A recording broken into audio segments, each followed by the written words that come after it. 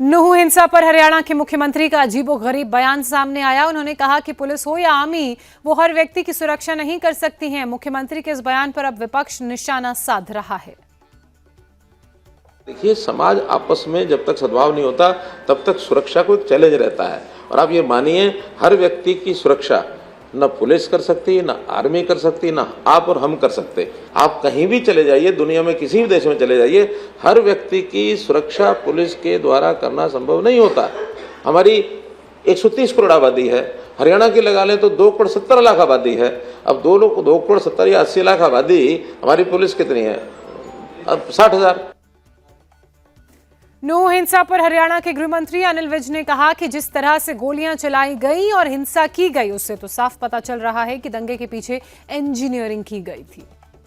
जिस प्रकार से गोलियां चलाई गई, पहाड़ों से गोलियां चलाई गई, एंट्री पॉइंट पे गोलियां चलाई गई, किसी ने तो तैयारी की है। अकस्मात कभी ऐसा नहीं होता, अकस्मात भी दंगे हो जाते हैं, लेकिन वो बढ़ते बढ़ते बढ़ते हैं।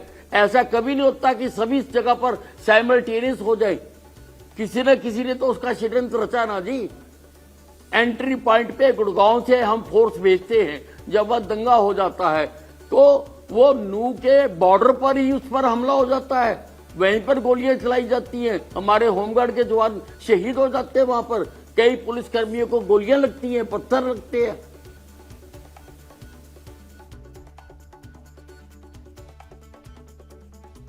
पड़ेगा उसको निकालना पड़ेगा, जिसने प्रदेश की और देश की शांति को भंग करने का षड्यंत्र रचा है। क्योंकि हरियाणा के डेप्यूटी सीएम दुष्यंत चौटाला ने नूह हिंसा पर कहा, हरियाणा में आज तक ऐसे दंगे नहीं हुए, दोषियों के खिलाफ सख्त से सख्त कार्रवाई करेंगे। जो आयोजक थे कल की यात्रा के, उन्होंने भीड़ एस्टिमेशन का प्रॉपर ब्यौरा डिस्ट्रिक्ट प्रशासन को नहीं दिया। कहीं ना कहीं उसकी कमी के कारण ये दुर्घटना कल हुई। मैं तो आपके माध्यम से भी सबसे यही आग्रह विनती करूंगा कि अमन शांति बना के रखें। हमारे प्रदेश में आज तक के इतिहास में ऐसी घटना नहीं हुई। जिन लोगों ने इस घटना को आगे उकसाकर जोड़ने का काम किया, उनके खिलाफ सख्त से सख्त कार्रवाई। ऐलान। नूह हिंसा की आग अभी ठंडी भी नहीं हुई कि इस पर राजनीति शुरू हो गई है। जमीयत उलेमाए हिंद के महासचिव हकीमुद्दीन कासमी का कहना है कि बेगुनाहों की गिरफ्तारी नहीं होनी चाहिए और शांति कायम रखना सरकार की जिम्मेदारी है। ऐलान करके जा रहा है और आपने छूट दे रखी है। फिर जो नुकसान हुआ वो आपके सामने है। अच्छा, इधर मेवात में नुकसान हुआ, गुड़गांव में नुकसान ये हुआ कि अंजुमन की मस्जिद में इमाम साहब को रात को अचानक उन पर हमला हो गया और सुबह को शहीद हो गए। हमारी ये इस वक्त अपील है कि गलतफहमियाँ ज़्यादा पैदा हो रही हैं।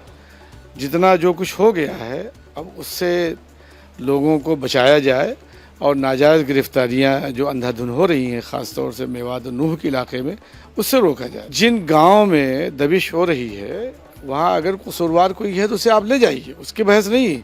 हम तो खुद उसके फेवर में नहीं, लेकिन जिस तरह का माहौल पैदा किया जा रहा है वो नहीं होना चाहिए। नूह हिंसा पर समाजवादी पार्टी के सांसद एसटी हसन ने कहा कि हिंसा के लिए मुख्यमंत्री जिम्मेदार हैं। मुख्यमंत्री जिम्मेदार है इन सब चीजों की। आप देख रही हैं कि इस वक्त सांप्रदायिक तनाव कितना है देश के अंदर। हम सब लोगों को जनता ये मैसेज दे रही है कि सांप्रदायिक राजनीति बंद करो, हिंदू मुसलमान करना बंद करो। जो हमारे बुजुर्गों ने प्यार, मोहब्बत, गंगा जमनी तहजीब हमें दी थी, जिससे कि अनेकताओं में एकता हमारी विशेषता थी, उससे बरकरार रखना हम सबकी जिम्मेदारी है। जब तक ये सांप्रदायिक राजनीति होती रहेगी, जब तक आप ऐसे ही देखेंगे, चाहे वो मणिपुर हो, चाहे यहाँ पर हो, तो इंशाल्लाह होगी। और मेरा ये मानना है कि हिंदू मुसलमान इस देश के अंदर एक ठहरे हुए पानी की तरह है। आप लाठी मारोगे, हलचल होगी, लेकिन ये फिर मिल जाएगा। मेवात में हुए उपद्रव और हिंसा पर मायावती ने भी बयान दिया। उन्होंने कहा कि मणिपुर की तरह हरियाणा की भी कानून व्यवस्था पूरी तरह से ध्वस्त हो गई है। मणिपुर की तरह ही हरियाणा राज्य में भी कानून व्यवस्था काफ़ी बुरी तरह से ध्वस्त है तथा वहाँ की सरकार का खुफिया तंत्र भी निष्क्रिय है, जो ये हर प्रकार के अति दुखद, दुर्भाग्यपूर्ण व काफ़ी चिंताजनक भी है। साथ ही जैसा कि हरियाणा राज्य की सरकार का ये दावा है कि सांप्रदायिक दंगा व्हीप आदि की यात्रा पर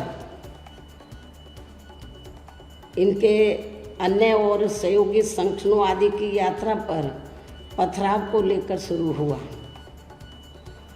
जिससे भी पूरे तौर से ये स्पष्ट है कि हरियाणा सरकार उस यात्रा को सुरक्षा देने में पूरे तौर से विफल रही है। दिल्ली सर्विस बिल पर बीजेडी और वाईएसआर कांग्रेस ने केंद्र सरकार का समर्थन किया है, जिस पर आम आदमी पार्टी के सांसद राघव चड्ढा ने कहा कि अलोकतांत्रिक बिल को समर्थन देने के लिए कुछ तो मजबूरी रही होगी। जहां तक वाईएसआर कांग्रेस और बीजेडी का सवाल है, ये दो बड़ी पार्टियां हैं और देश के दो महत्वपूर्ण बड़े राज्यों में राज्य सरकारें चला रही हैं, आंध्र प्रदेश और उड़ीसा। लेकिन फिर भी उन लोगों ने राज्य की शक्तियां छीनकर सारी शक्तियां केंद्र में लीन करने वाले एक अलोकतांत्रिक असंवैधानिक बिल का समर्थन करने का फैसला लिया है। उस पर बस मुझे इतना ही कहना है कि कुछ तो मजबूरियां रही होंगी, यूं ही कोई बेवफा नहीं होता। जी करता है कि बहुत सच कहूं, क्या करें हौसला नहीं होता।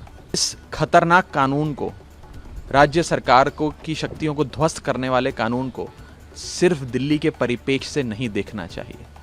अगर ये कानून और ये प्रयोग दिल्ली में सफल हो गया, भाजपा इसे दिल्ली में लागू करने में सफल हो गई, तो फिर ये देश के तमाम गैर भाजपा राज्यों में लागू किया जाएगा और गैर भाजपा राज्यों की सरकारों की शक्तियां छीनी जाएंगी।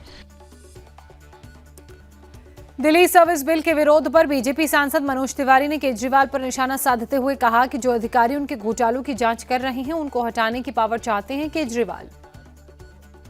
देश का विरोध अरविंद केजरीवाल कितने स्तर पे करेंगे? अरविंद केजरीवाल के खिलाफ उनके भ्रष्टाचार का जो अधिकारी जांच कर रहा है, वो उसी को डराने के लिए, उसी को धमकाने के लिए, उसी का ट्रांसफर करने की ताकत चाहते हैं।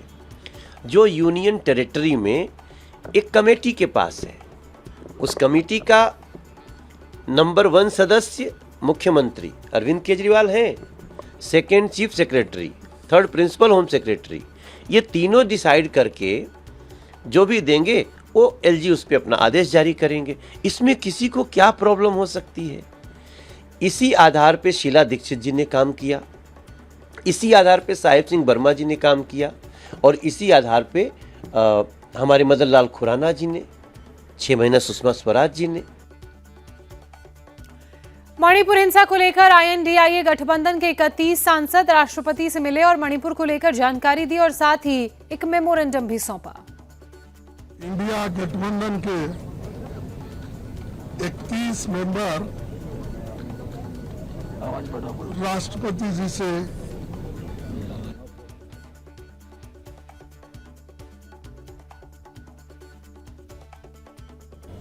जो घटनाएं घट रही है उसके बारे में, जो वहाँ एक इंडिया गठबंधन के लोग 21 लोग डेलीगेशन में गए थे, हर पार्टी के नेता लोग उसमें शामिल हुए। वो खुद ही आंखों से जो वहाँ की स्थिति को देखे हैं, वो पूरा हमारे राष्ट्रपति जी को बताए और हमने मेमोरेंडम में उनको पेश किया। हम विपक्ष पर निशाना साधते हुए कानून मंत्री अर्जुन राम मेघवाल ने कहा कि सरकार तो मणिपुर पर चर्चा चाहती है, लेकिन विपक्ष नियमों का बहाना बनाकर चर्चा नहीं चाहता।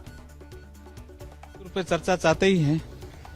अब वो जब ऑनरेबल चेयरमैन राज्यसभा ने ये कहा कि मैंने मणिपुर पे चर्चा का नोटिस एडमिट किया और चर्चा के लिए उन्होंने नाम पुकारा और हमारी तरफ से बोलने शुरू हुआ, तो उन्होंने रूल का बहाना बना दिया। इसका मतलब वो बहाने बना रहे हैं, हम चर्चा नहीं चाहते। मणिपुर में जो पहले घटनाएं हुई और उन्होंने कोई ध्यान ही नहीं दिया, वो विषय भी सामने आएगा ना, इसलिए उस डर से वो चर्चा ही नहीं चाहते। मैं कह रहा हूँ आप